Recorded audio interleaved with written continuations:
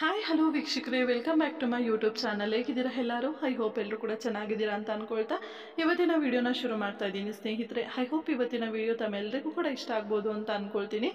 ಇವತ್ತಿನ ವಿಡಿಯೋ ಇಷ್ಟ ಆದರೆ ತಪ್ಪದೇ ವಿಡಿಯೋಗೊಂದು ಲೈಕ್ ಮಾಡಿ, ಹಾಗೆ ಚಾನಲ್ ಸಬ್ಸ್ಕ್ರೈಬ್ ಮಾಡ್ಕೊಂಡು ಸಪೋರ್ಟ್ ಮಾಡೋದನ್ನು ಮರಿಬೇಡಿ ಸ್ನೇಹಿತರೆ. ದಯವಿಟ್ಟು ಈ ವಿಡಿಯೋ ಬಗ್ಗೆ ಅನಿಸಿಕೆ ಮಾತ್ರ ಕಮೆಂಟ್ ಮುಖಾಂತರ ಖಂಡಿತವಾಗ್ಲೂ ತಪ್ಪದೇ ಶೇರ್ ಮಾಡಿ, ಓಕೆನಾ? ಬನ್ನಿ ಇವತ್ತಿನ ವಿಡಿಯೋ ಶುರು ಮಾಡೋಣ. ಉತ್ತಮ ಅವಕಾಶ ಎಂಬುದು ಅಡೆತಡೆಗಳ ಕೋಟೆಯೊಳಗೆ ಅಡಗಿಕೊಂಡಿರುವ ಅಮೂಲ್ಯ ವಸ್ತು. ಅಡೆತಡೆಗೆ ಹೆದರಿ ಹಿಂಜರಿದವರು ಯಶಸ್ಸನ್ನು ಕಾಣುವುದು ಸಾಧ್ಯವಿಲ್ಲ. ಖಂಡಿತವಾಗ್ಲೇ ಈ ಒಂದು ಮಾತು ಯಾರಿಗೆಲ್ಲ ಅರ್ಥ ಆಗಿದೆಯೋ ಇಲ್ವೋ ನನಗಂತೂ ಗೊತ್ತಿಲ್ಲ ಸ್ನೇಹಿತರೆ. ಆದರೆ ಯಾರು ತುಂಬ ಎಫರ್ಟ್ ಹಾಕಿ ಏನೋ ಒಂದು ಕೆಲಸಗಳನ್ನು ಮಾಡ್ತಾ ಇರ್ತಾರೆ ಅಲ್ವಾ, ಸೊ ಅದರಿಂದ ತುಂಬಗಳ ಫೇಲ್ಯೂರನ್ನು ತಗೊಂಡು ನಂತರ ಅದರ ಒಂದು ಯಶಸ್ಸಿನ ಘಟ್ಟಕ್ಕೆ ಇರ್ತಾರಲ್ವಾ, ಅಂಥವರಿಗೆ ತುಂಬ ಚೆನ್ನಾಗಿ ಅರ್ಥ ಆಗಿರುತ್ತೆ ಅಂತ ಅಂದ್ಕೊಳ್ತೀನಿ ಸ್ನೇಹಿತರೆ.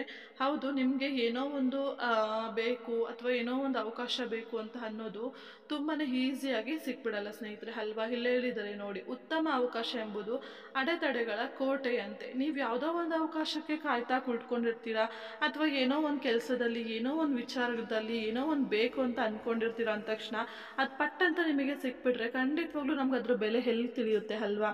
ಅದಕ್ಕೆ ನೀವು ಹೋರಾಡಿ ಕಲ್ಲು ಮುಳ್ಳು ಗುಡ್ಡ ಬೆಟ್ಟ ಎಲ್ಲನೂ ದಾಟ್ಕೊಂಡು ಹೋಗಿ ಕೊನೆಗೆ ಆ ಒಂದು ಗುರಿನ ತಲುಪ್ತೀರಾ ನೋಡಿ, ಆವಾಗ ನಿಮ್ಗೆ ಖಂಡಿತವಾಗ್ಲೂ ಅದ್ರ ಬೆಲೆ ಗೊತ್ತಾಗುತ್ತೆ.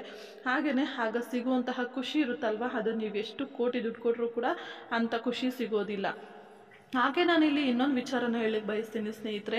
ಈ ಒಂದು ಉತ್ತಮ ಅವಕಾಶ ಅನ್ನೋದನ್ನು ನಾವು ತುಂಬ ದೊಡ್ಡ ದೊಡ್ಡ ವಿಚಾರಗಳಿಗೆ ಇಟ್ಕೋಬೇಕು ಅಂತ ಏನೂ ಇಲ್ಲ.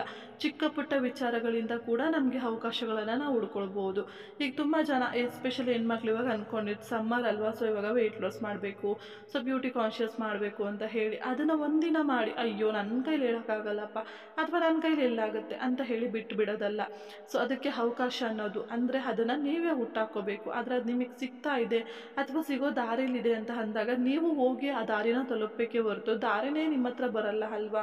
ಅಷ್ಟನ್ನು ನಾವು ಅರ್ಥ ಮಾಡಿಕೊಂಡ್ರೆ ಜೀವನದಲ್ಲಿ ತುಂಬಾ ಚೆನ್ನಾಗಿರುತ್ತೆ ಸ್ನೇಹಿತರೆ.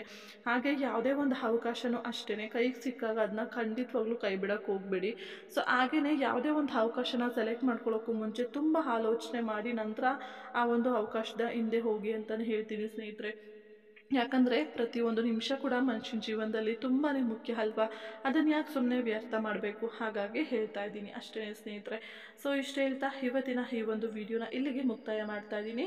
ಸೊ ಇವತ್ತಿನ ಈ ಒಂದು ವಿಡಿಯೋ ತಮಗೇನಾದ್ರು ಸ್ವಲ್ಪ ಆದರೂ ಇಷ್ಟ ಆಗಿದ್ದರೆ ಪ್ಲೀಸ್ ವಿಡಿಯೋಗೆ ಒಂದು ಲೈಕ್ ಮಾಡಿ. ಹಾಗೆ ಇದುವರೆಗೂ ನೀವು ನಮ್ಮ ಯೂಟ್ಯೂಬ್ ಚಾನಲ್ನ ಸಬ್ಸ್ಕ್ರೈಬ್ ಮಾಡ್ಕೊಂಡಿಲ್ಲ ಅಂದರೆ ಪ್ಲೀಸ್ ಚಾನಲ್ನ ಸಬ್ಸ್ಕ್ರೈಬ್ ಮಾಡಿಕೊಂಡು ಸಪೋರ್ಟ್ ಮಾಡಿ ಅಂತ ಹೇಳ್ತಾ ಥ್ಯಾಂಕ್ ಯು ಫಾರ್ ವಾಚಿಂಗ್. ಮತ್ತೆ ನೆಕ್ಸ್ಟ್ ವಿಡಿಯೋದಲ್ಲಿ ಸಿಗ್ತೀನಿ. ಹಾಗೆ ಒಂದು ವಿಷಯ, ವಿಡಿಯೋ ಬಗ್ಗೆ ಅನಿಸಿಕೆನ ಕಮೆಂಟ್ ಮಾಡಿ, ಓಕೆನಾ?